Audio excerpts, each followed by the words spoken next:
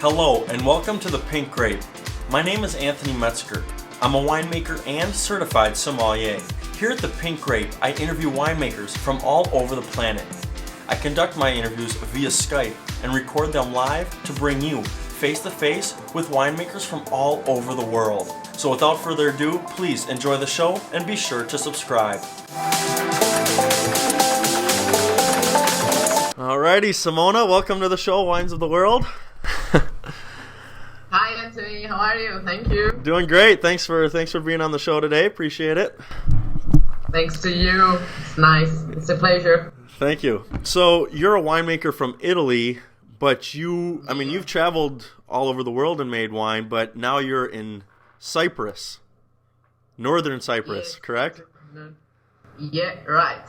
Yeah, I'm from Tuscany in Italy, and I've been traveling for the past 5 years, and now I found this position here as a winemaker, and Really? here I am. And nice. And what's Cyprus? First off, where have you traveled and made wine in the world? What countries?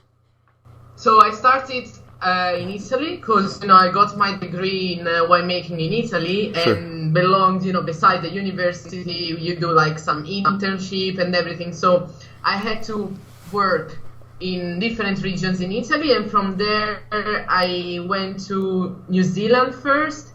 From New Zealand to Arizona. From Arizona I went back to Italy for 1 year, for one harvest, and then went to Australia, Germany, and Australia again. Wow. And now I am Northern Cyprus. Crazy. Did you say Arizona, like Arizona, the U.S.? Yeah, Arizona, the U.S. Well, I really? was there for 1 year, working in a winery for 1 year. Crazy. Yeah, you would It's think. not too well known for wine. Yeah, that's what I'm saying. It's like, okay. Well, what was Arizona like?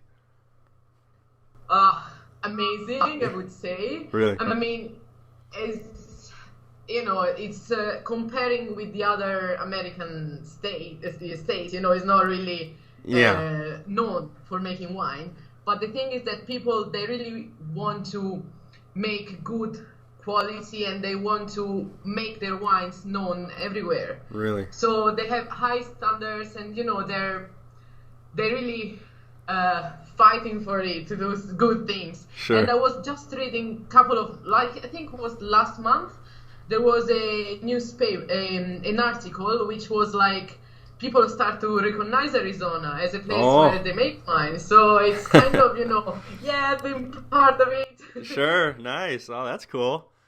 Yeah. Very nice. And so you've been to a lot of different countries, and what, out of all those countries, what do you have like a story in particular about like your travels or adventures? Because I mean, traveling to all of those countries to make wine, there's got to be some kind of cool adventurous story related. Maybe it's not directly in the winery, but related to your travels and winemaking. Okay, the cool thing is that, and you would never imagine something like that, it's not like a big adventure thing, but it's realizing how this world is so small. Sure. Because, once that you start to do this job and to do this lifestyle, keep traveling, you work with people, and then you start to talk with them, and you're like, how come that you know this person? And it's like, I work with this person 2 vintages ago. Sure. That's the really amazing things, because you really realize that we are all over the world, spread all over the world, but it's so small. Yeah. Yeah. So out of all those countries, what's kind of like one that stood out to you as far as winemaking? Because winemaking, it actually kind of differs from country to country, but is there one country in particular where the wine is much different compared to all the other wines in the world? What's different is, it's the soil. That's Sure. the big difference, So how you make the wine, there are like slightly difference between the process. Yeah. So I would say no, in my opinion, but I went to Georgia for it was a wine travel, but it was like in a touristic way. Okay. And there I found they use amphora, and they used to make wine into the amphora, and they're still doing it. Sure. And probably because I got in contact with people that, like, family, which they show me their old amphora, because they're used to give an amphora of wine for every kid, for the kids when they are born. Oh, okay. So, and they open them when they turn 18 years old. Sure. So wow. they bring you like in the yard, in the back side of the house, and they show you this amphora which still it's there since ages. That's kind of is a non-traditional way to make wine. It's not different, just not traditional for our standards. So that could be something different. Yeah, that's a good point, because in Georgia it's really unique. They have, when you say amphoras, they actually bury them in like their backyards, and you just walk in the backyard and they'll like start scuffling up some dirt, and then you'll see the top of like this big clay pot that's buried underground. So tell me about Cyprus now. You're in Cyprus, northern Cyprus, which is an island in the Mediterranean Sea, correct? Yeah. And you're there working on a project, winemaking project? So basically, it's a startup winery. Okay. And let's say northern Cyprus is the 1/3 of the island, which is a not recognized country. So what happened? It's like in 1974, where the Turkish took over to the Greek.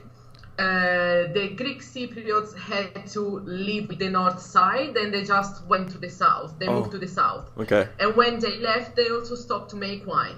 Sure. And that's really, weird from for being a part of an island which is in the Mediterranean, not making wine, it's unbelievable. Yeah. So in this side of the island, since then that they don't produce any wine, and the owner of the winery, which I'm working for, he wanted to bring it back. Okay. Since it's something that has always belonged to this side, and and also because it's a very touristic place. Yeah. So people are asking for it. Sure. So with this, he's just having this as a pioneer. He just they started to plant vineyards a few years ago. Yeah. And this actually harvest 2016 is going to be the first harvest which is going to be on the market. So in Cyprus, you're saying it used to be controlled by the Greeks, and it used to be a wine producing island, and so you're actually going back and planting vineyards on these kind of ancient Greek vineyard sites, and kind of reviving the winemaking tradition there in the Mediterranean. Yeah, exactly. Very cool. The thing is that in the south side of the island, which is still belonging to the Greek Cypriot, they went, forward with the production of the wine. Mm-hmm. So they actually produced really, really amazing wines, and very well made, and they are well known also worldwide. Yeah. We'll try our best. Yeah. Well, it's exciting. I think it's really exciting. You guys got a really cool history and story to go with it. So, and then you got a really deep background with you made wine all around the world. So I think that'll be very interesting to try that wine for sure. So tell me too about Cyprus, because you told me you were in Cyprus, and then I said, okay, well I Googled it, and then I was like, oh, that's right there. I personally don't know much about it. We don't really hear much about it over here in the U.S. What is it? What's Cyprus like?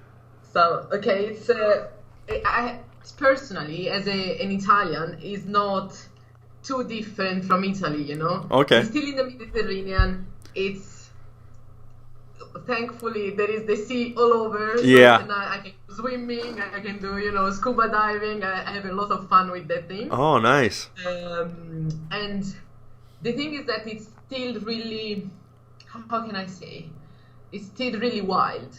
There are parts of the island which are really untouched. Okay. You still find, the history is right there. Sure. You just drive, into this dirty road, and you just find these old churches, all like on the mountains. There are castles which they were built, to see enemies were coming from. Oh, sure. There are really amazing views from there. Nice. So I love going around, like trekking and discovering places. Yeah. And yeah, it's really, it's an old country. So Sure. you still breathe the history everywhere you go. Yeah. Yeah. You can see these, there is a border going from the north to the south. It's like you have to show your passport and then really? It's really going to another country.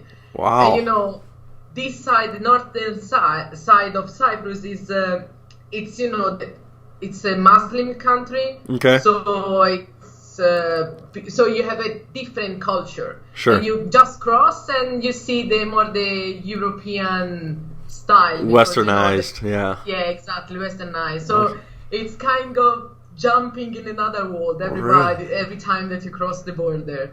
So yeah, it's pretty amazing actually. I'm really it's a fascinating place. Yeah, thank you, Simona. We'll keep in touch. Bye, thank you. Thank you. Thank you for watching, and I hope you enjoyed this week's episode of The Pink Grape. Make sure you check in next week as I'll be releasing a new interview with a winemaker. If you have any questions that you would like me to ask a winemaker during any of my interviews, just reach out to me through my social media accounts, which you can find on my website, thepinkgrape.com. Make sure you check out my website this week, as I'll be releasing some really fun, interesting wine stories. Thank you, and please be sure to subscribe.